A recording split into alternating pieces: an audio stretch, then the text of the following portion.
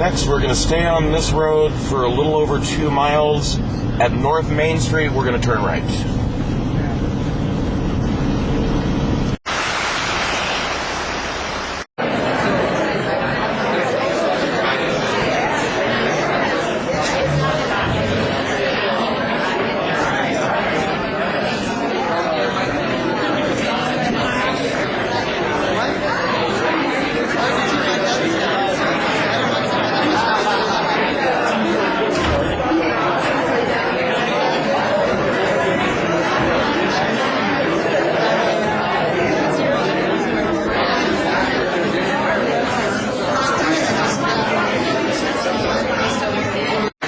Great day to be out here on Martin Luther King's birthday, working to continue to fight a war on poverty.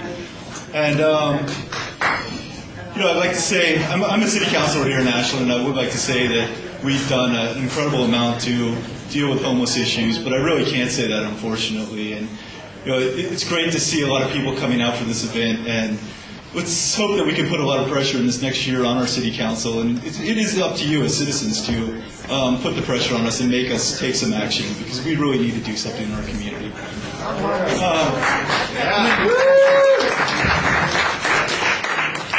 So I'm going to give the floor to Peter Buckley, and he's our state representative. And Peter, actually, I look out my window, I don't know, maybe once a week or so. I'll look out there and I'll see Peter walking his dog up my street. And it's great to have a state representative you actually see walking around the street. So let's all welcome Peter Buckley. Thank you. Great to see everybody out here on a wet, cold Monday night. And it's in the spirit of Martin Luther King that we're gathered around the country to try to get things done. I went to a event today for Thrive, which is a great local organization that's doing a lot of work in terms of local production of produce and vegetables and food products, and making sure that the crops that are not used directly by restaurants and markets get to food banks, etc. And so I was telling my youngest kid where I was going. He's 11 years old, and so I'm going to talk to these people that have this organization that has to do with food. Getting food, local food to people, and particularly people who to the food banks. So no one goes hungry. And he turned around to me and he said, "Dad, how can anybody go hungry in the United States of America?" And boy, that is a question from an 11-year-old. And the only answer I could give him was because we don't have the political will to change that. And how can anybody go without a home in the United States of America who wants a home? It's because we don't have the political will to change that. Franklin Delano Roosevelt, in his last State of the Union address, it's a little bit of a historical story here. He was too sick to go to the Capitol, to Congress, to give his last State of the Union address. So he gave it by radio. And what he talked about in his last State of the Union address was the Second Bill of Rights. And if you ever want to look this up and take a look at it and read it, what FDR was talking about, that every American has a right to health care. Every American has a right.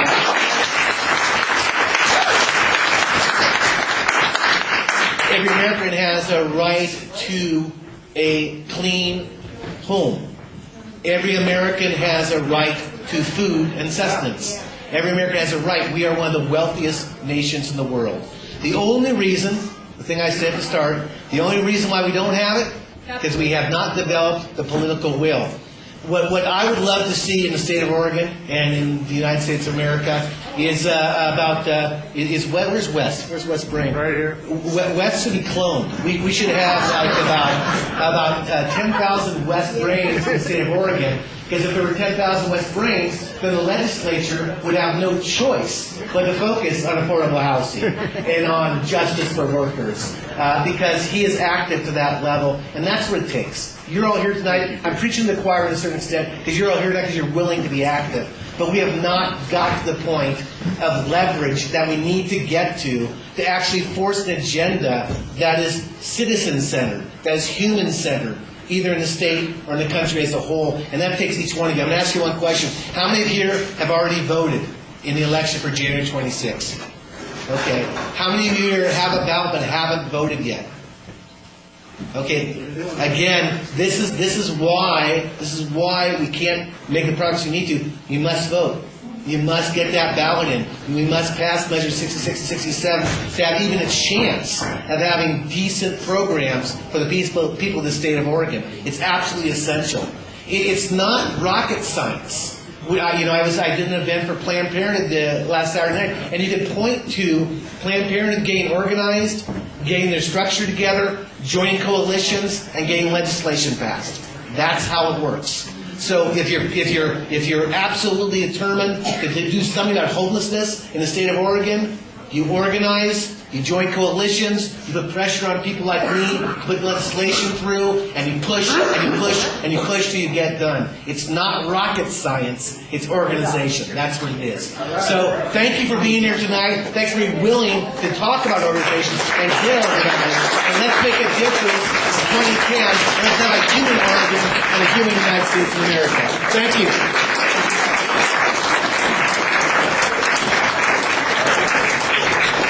Yeah, thank you for this inspirational words.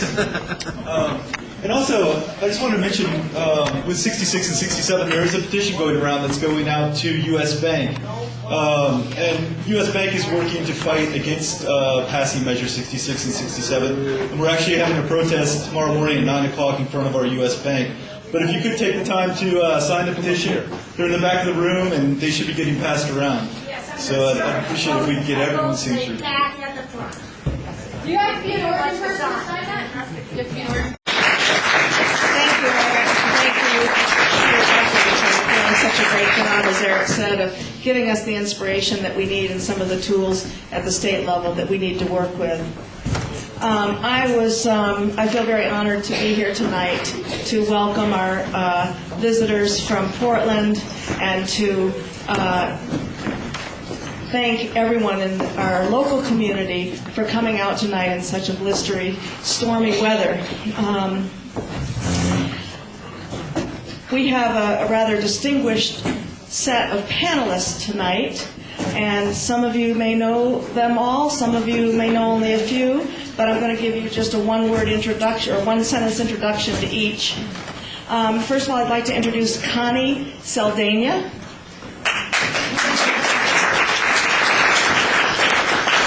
Wears many, many hats in our community, but she's here tonight representing the Jackson County Homeless Task Force. She's been working on homeless issues since 1988. That's 22 years. Wow.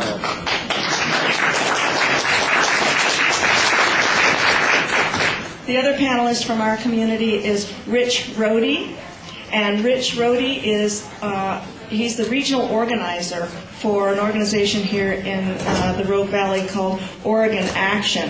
He's a longtime community organizer and activist. Most of you probably know him.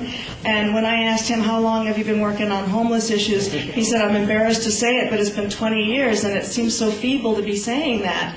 And we had a moment's discussion about how I think that's how we all feel. People have been working on homeless issues for hundreds of years. And so I don't think it's anything to be embarrassed about to say that we've been working on it for 20 years, because it just takes all of us to be doing that work. So thank you for being with us, Rich.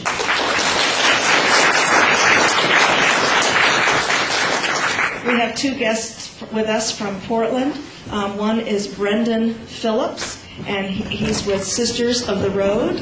And he explained to me, as some of you may realize, that Sisters of the Road has been working in advocacy for homeless issues for 30 years in Portland.